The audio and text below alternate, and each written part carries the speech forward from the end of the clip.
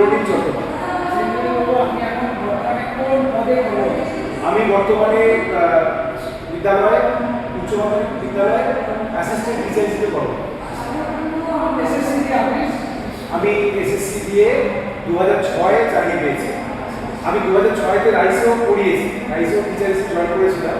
পরবর্তী ক্ষেত্রে আমি টিচার রাইসে এসএসসি দিয়ে আমরা স্কুলে চাকরি করি।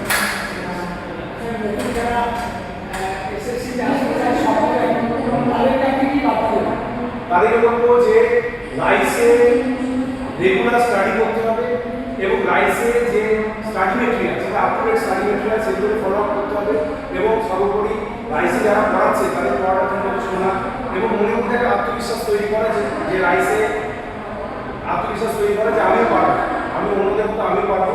এবং সেক্ষেত্রে সমীরবাবুর অবদান অনস্বীকার্য। আমাদের সময় সমীরবাবু ছিলেন, বিডি স্যার ছিলেন, ওনাদের অবদান অনস্বীকার্য। ওনারা এত সুন্দরভাবে পড়াতে যে যেটা আমাদের মুগ্ধ করে। এবং পাশাপাশি আমি এটা বলবো যে রাইসের স্টাডির পাশাপাশি ওদের যে মক টেস্ট, এখন জানি না আমাদের সময় মক টেস্ট বা মক ইন্টারভিউ, সেগুলো আমি রেগুলার ফলো আপ করেছি, যাতে আমাদের কনফিডেন্স লেভেলটা অনেক বেড়ে গেছে, যেটা আমাকে বুস্ট আপ করতে সাহায্য করেছে। এবং পরবর্তীতে পরীক্ষা যখন দিয়েছিলাম তখন আমার টার্গেট ছিল আমি 100% করে আসবো যেমনই, এবং সেটা করতে পেরেছি। তার ফলশ্রুতি হিসেবে আমি চাকরি পেয়েছি। এইটুকু আমি বলবো।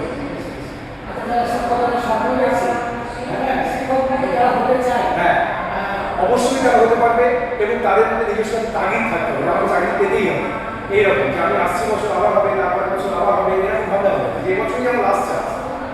এইরকম একটা মানসিকতা তৈরি করতে হবে এবং তাকে রেগুলার টানা 24 ঘন্টা 16 ঘন্টা পড়ার ব্যাপার নেই, কিন্তু রেগুলার যেগুলো রাইসে পড়ানো হচ্ছে সেগুলোকে তাকে প্রভাব করতে হবে। প্লাস লেখা প্র্যাকটিস করতে হবে, পড়ার পাশাপাশি লেখা প্র্যাকটিস করতে হবে। কারেন্ট অ্যাফেয়ার্সের সঙ্গে রেগুলার তাকে প্রভাব করতে হবে। থ্যাংক ইউ, আপনাদের অসংখ্য ধন্যবাদ।